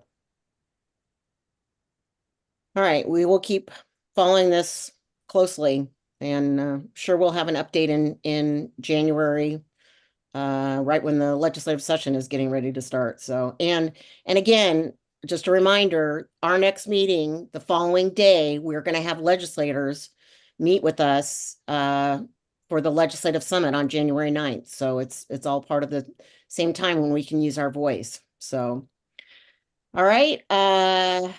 Thank you, Jared, for sharing that important information and having us better understand where we are. We'll move into the nominations of the OAESD 2025. Don't we need the motion to accept his report? Oh, I'm sorry. Yeah. Thank you so much, Chris, for keeping us on track. So is there a motion to accept the financial report? I move we accept the financial report as presented by Jordan. I'll second. Russell, second. All right, it's been properly moved and seconded. You'll either vote aye, nay, or abstain. All those in favor signify by saying aye. Aye. Aye. Aye. Any opposed? Any abstentions? With that, motion passes unanimously. All right, now with that order of business taken care of, nominations, Superintendent. All righty. So just a quick explanation here. I wrote it up in the, Valerie really took all that stuff, wrote it up in the board packet on the cover page. This is about electing the officers for OAESD. And so OAESD is a interesting, there's an interesting structure. There is a board side of the governance structure of OASD, and there is a superintendent structure for the other half of the governance structure. The Officers Council is made up of 3 folks from either side of that, from our 19 member ESDs.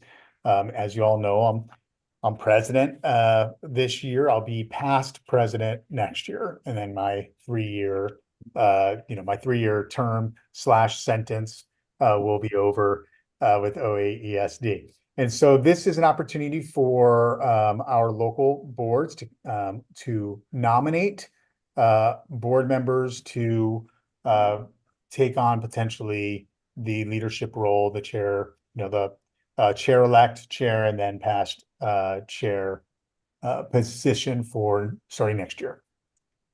And so this could look like you can be like cruel to one of your friends. You could be Sly with another ESD board member that you know in like Pendleton or something. Or you can you all are very involved. I think it's important for folks who listen to these meetings to know that our board has a board goal around participation in leadership bodies, both internally on committees and externally on things like OSBA and OAESD. Doug is already a governance council member for OAESD, is another part of their structure. That's not the officers council. Maureen is on the legislative policy side. I'm in like way too many committees. We have Stuart Long is on one of our staff committees. Megan McCarter is one on another staff committee. So we're highly engaged in our statewide association. So you don't have to feel guilty, but I will leave it to the board to discuss any potential nominations for this leadership position. So tell me some ESDs that aren't involved that we can get them better engaged. Oh, oh, I think I'll abstain from that.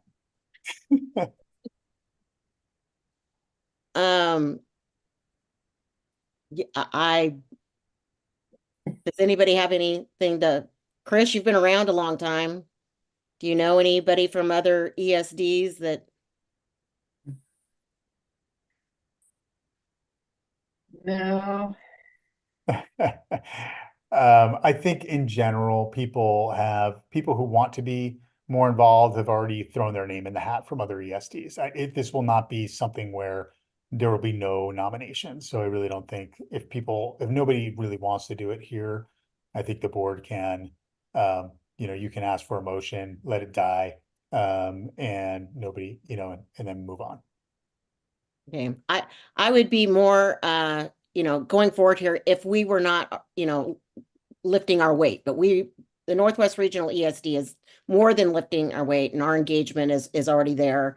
And, I did meet some of these people when we had the state conference, but, I don't know how many of those people that were there are already involved in some way. So with that, is there a motion? Seeing We need motion, yes? Do we need a motion if we're not nominating anybody? No, I say it fails with lack of a motion. Yeah. Okay. No action was taken because of a lack of a motion. So, okay. Yep. So that's what the minutes will reflect. All right, our last action item is approved naming of the new early learning facility. So I think we've got couple folks. Who's going to start us off this evening? Thanks, Chair Timchuk, and good evening once again. I hope the lack of emotion does not continue and you're here for us during the final portion of tonight's board meeting.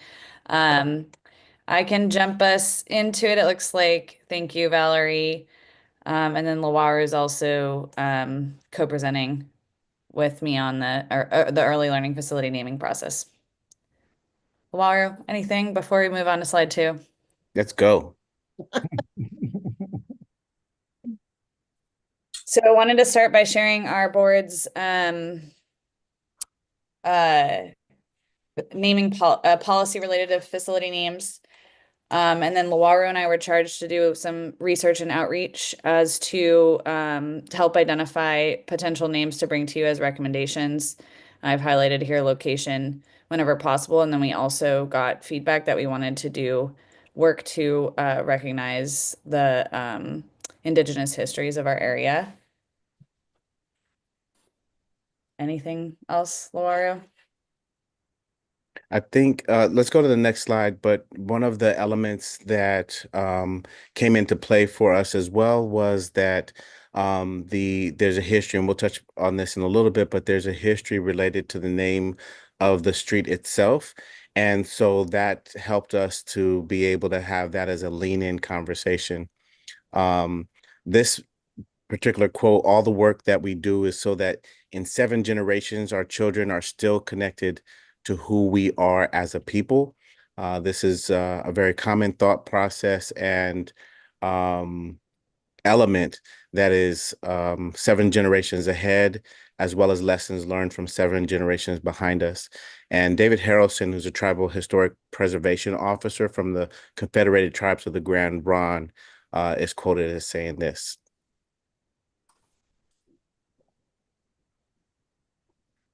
Next slide. So Laura just referenced this, but this is from Epson. They were the first ones to develop that street area, the printing company. Mas Tomita was a president at the time that it was being developed, and he has this parable that had significance to him and his Japanese culture about frogs and the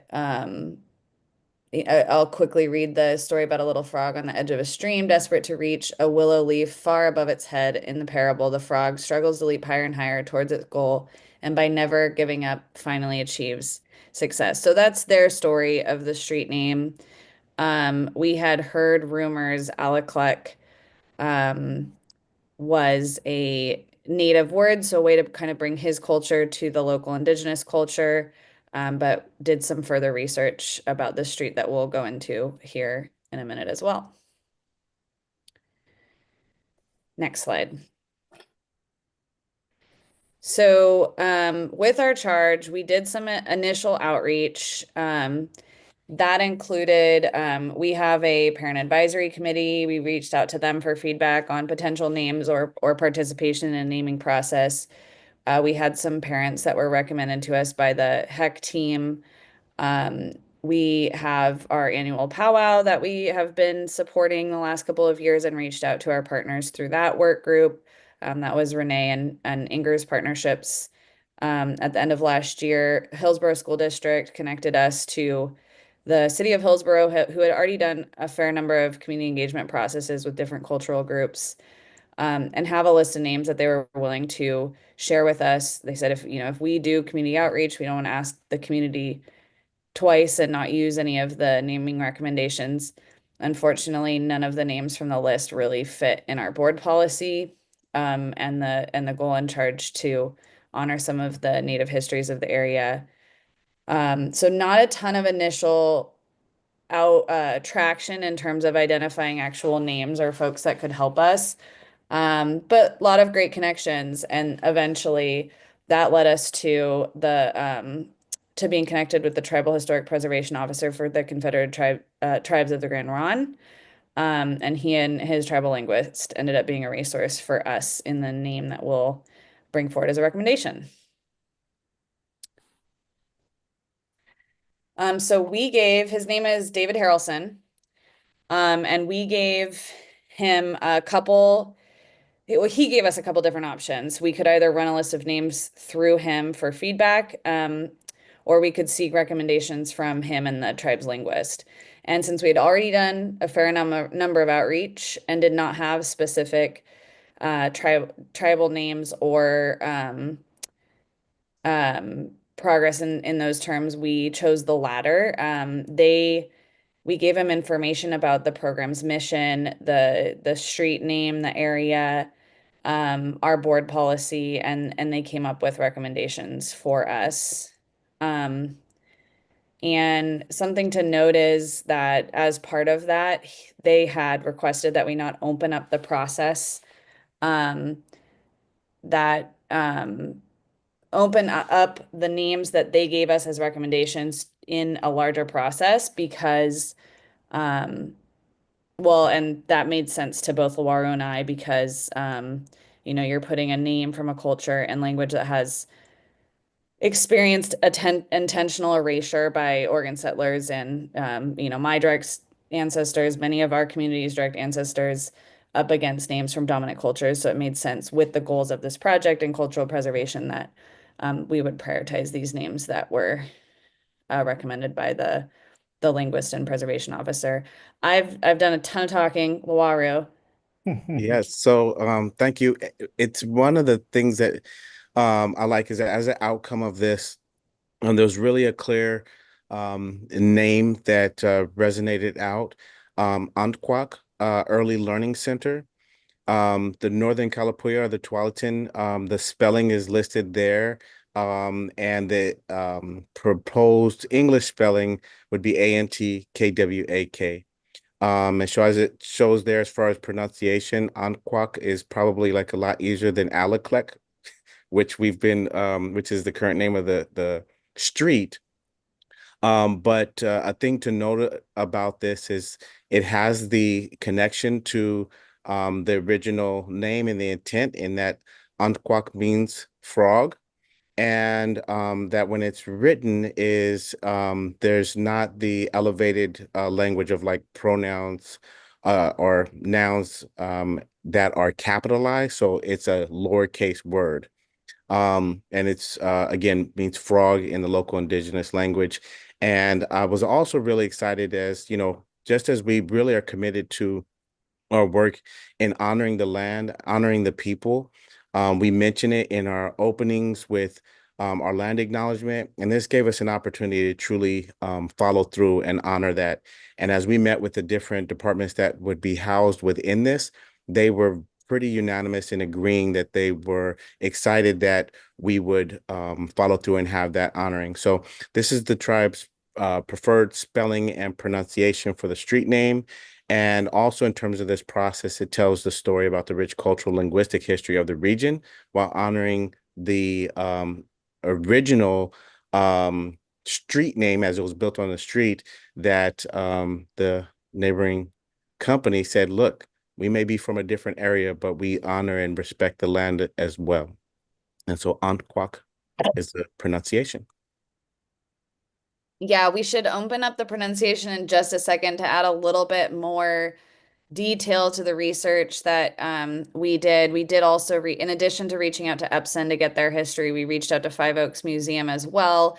And they connected us with the Kalpuyan Dictionary, which has a word loklek and loklok for bullfrog. We didn't have exact information from Epson and where they sourced their translation, but I had shared that with David Harrelson, and he said that he shared with me that the Kalapuya dictionary is an amalgamation of various Kalapuya languages and dialects, and it has a heavy focus on the central Kalapuya languages, which are not from our region. Those are from south of here. That this is a word that is Tualatin, Northern Kalapuyan language, and the other comment he shared was that the Kalapuya dictionary was not developed by linguists, so here we have an opportunity to actually work directly with a linguist to identify a word. That linguist name is Jed Schrock, that has been helping this project. I think now's the time to, Valerie, if we'll see how it plays, but hopefully you can play that. You might not be set up for sound, though, I'm realizing. Let me see if we can do this. Let me see what happens. Nope. Just skipped. Let me see if I can unshare and play it. I think that if you unshare and make sure that you check the little box for sound, hopefully that works. Okay. Give me one moment.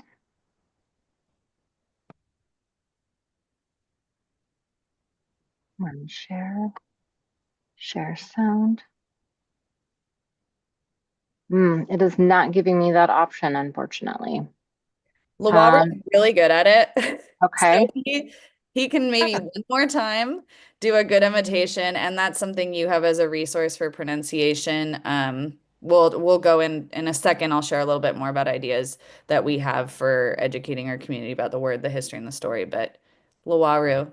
Yeah, so in terms of the verbalized like pronunciation assistance or that aunt as in depending on your family background, what you call your parents' sister. Some say aunt and that won't work, but aunt quack and around rock. The pronunciation of the lettering is kind of somewhere in the back of the throat a little bit, not guttural, but like aunt quack, quack. And I feel it sounds a lot like guac, as in guacamole. So if you think guac, that would be the full out, somebody might think you from around here pronunciation. The one most common and still acceptable for pronunciation accuracy is guac. But if you did it like the guac, then that would get kind of close. And then y'all have the deck as well. So on your own piece as the meeting concludes, that link is live and you'll be able to click it and hear it directly from him. Hopefully I honored that enough. Sounds good to me. But yeah, you've got that link. We have a couple more slides before action. The next, Valerie, if you could advance, we visited the 4 staff meetings of the teams of the large teams that will be moving into the facility. We shared with them the board's land acknowledgement. That's how we started off those meetings, is we used the same land acknowledgement that the board uses and talked about the board policy for naming new facilities. And we collected feedback. We shared with them some of this outreach, with this exact outreach and research we had done. And we collected feedback about pitfalls that we might need to navigate, opportunities we can embrace with this name, and what our next steps might be for including families. We have a very high level summary of what we heard on the next slide. Lots of appreciation for honoring the stewards of this land. The HEC-based staff, so those that are already in the HEC, we have some moving from our Washington Service Center, some moving from the Hillsborough Early Childhood Center. Staff at the existing Hillsborough Early Childhood Center will grieve the loss of the identity, that their current identity. That is a theme that came up. Changes are tough, and that was definitely a theme that was strong on those visits. We got a lot of feedback to make sure that we're telling a very clear and multilingual, that these are programs that serve a great number of families that come from different languages and cultural backgrounds. So a multilingual story about the name and tribal history, especially because there might be people that are less familiar with the tribal history of our area if they're not from the area, or even if they're from the area, but especially if they're not from the area. Pronunciation in multiple languages, Braille, considering multiple alphabets that are used, because we've got the Latin alphabet pronunciation, but there are others. Lots of ideas for ways we can get the name out there and tell that story through signage, email signatures, and so forth. So lots of good ideas to take action on there, and that we should be thinking about how to communicate with partners in our next steps. Also, to complete the name, Early Learning Center was the overwhelming recommendation from teams. It made the most sense for the types of services that are going to be occupying that facility.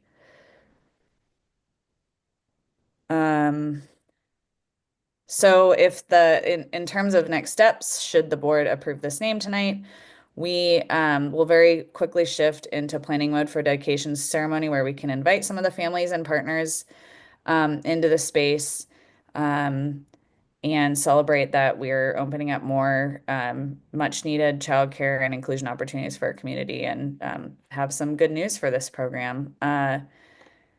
After I kind of spoke to it, but after some feedback from our staff, we're also going to make a very intentional effort of installing some information about the tribal history and naming, and want to get feedback on how we from partners on how that's represented there. So yeah, and in the process, again, not only with the construction team who are going to be doing the work of it, but also with the families and partners, that as we figure out the information to be able to share, we got the input from those who'll be in the facility, but an important next step for us will include making sure that we're speaking with families and our community partners about ways in which they feel it would be beneficial to get the word out about the name. And some of those community partners are even like places that do referrals to our services. And that we're including them in the best way to get information out to others like them. So, for example, we may have some people involved with the health professions who then can help us get input from get input on how do we best communicate out to our medical provider partners, or when we talk about families, the same thing. What's the best way to get information out to families? And the pronunciation aspect of it is an important one, because as was mentioned with the Latin alphabet usage of it, there's that aspect, but it's also being able to communicate verbally about some things. So maybe someone's Spanish speaking and they're saying, okay, you have this KW kind of sound, like as in what? And then you could say like cuando, as you know, Kelsey and I were talking about this. And so you could kind of use linguistic references in being able to explain those things. And so it'll be important for our next steps, and one that we've committed to including, that as we develop this plan, we get input on what do you think of this plan? Does it work? Are we missing something? Truly walking through our equity lens with our partners. And that's it. All right. Is there questions, discussion, comments? I'd like to offer some gratitude as the Hillsborough representative on this board. I just want to offer tremendous kudos for your government relations and community engagement approach on this. It really makes me proud that your staff respected tribal sovereignty and the way that you engaged with the Confederated Tribes of the Grand Ronde and deferred to their expertise and history. I also really so much appreciate that this district engaged with other forms of government, like city partners, for example. I know that Rania Ayub, I know that Marcus Ford, Simone Brooks, many other folks have done a tremendous amount of community engagement at the city in terms of their street naming program and others. So I really appreciate that you didn't, overburden our shared families and shared community community organizations that you would be engaging with anyway. I think that was incredibly smart and very respectful. And I only have amazing and happy things to say, and I'm so excited about this charismatic name. I also love frogs. I'm just gushing. I love everything about this, everything about your approach. Like, honestly, document it, share it with others, because the amount of tender love and care that went into each step of this, like, my heart is beaming and I just have so much gratitude, and know this is going to have a really positive impact in the community that raised me, and hopefully for 7 more generations of children to come. So thank you. Any other?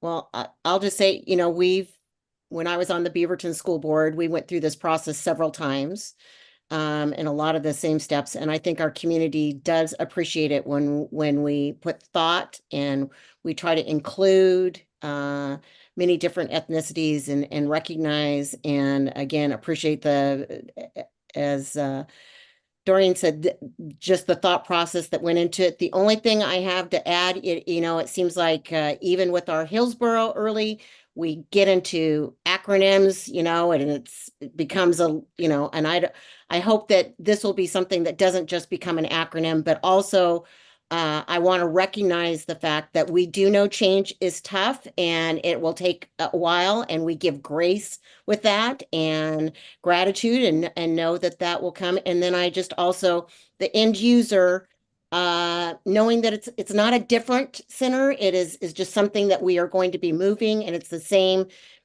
we're going to be doing the same things just in a different place with a different name, but making that transition for our end users. So that, if it just means that we're going to have to, say the word, but also formally known at, for a while, just to make that transition. I just hope that, again, that we provide grace with that, and with our staff and with our end users, that we do that. But with that, do we have a motion? I move we accept the name Ankwak Early Learning Center. Russell, second. All right, it's been properly moved and seconded that the Northwest Regional ESD Board accepts the new name of Ankwak for our Early Learning Center. Is there any further discussion? Okay, you'll either vote aye, nay, or abstain. So with that, all those in favor of the naming of our Early Learning Center, say aye. Aye. Aye. Aye. Any opposed? Any abstentions? Congratulations, we have a new naming of a center that we will no longer be calling Alocek or Alocek or however we said that other one. So thank you very much for your hard work and thoughtful process. So, okay, that's our last action items, and I know we've gone over. We thought when we planned this that it was probably going to be closer to 8, but we're being optimistic of 7:30. Any board member comments?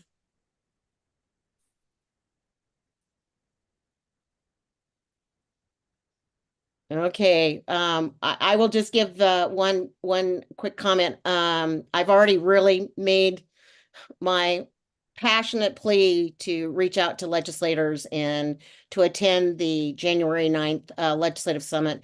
But I also, just as a point of information, this last week, I was appointed to be a new member to represent statewide school boards on the State Board of Education. And I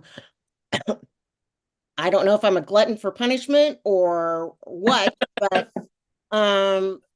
I hope that I will be doing all of this work with all of you, because this is across the state, across many different topics that I absolutely do not have a background in. And so I hope that all of you, that I respect so much your expertise and your perspective, that if you hear of anything, or if I reach out to you to say, hey, I hope that you will work with me on this, because I am just the representative of all of us as board members doing this work. So, and I also just want to wish you all a very happy holiday season, and that you get some rest and you get to enjoy your family and your friends, and just enjoy the season for what it is. And I am very grateful to be able to work with such a thoughtful and engaged board. So with no further comments, going once, going twice, we adjourn at 8 o'clock, and we will see you on January 8th. Night, everybody. Night. Congrats, Becky. you. Thank you, everyone.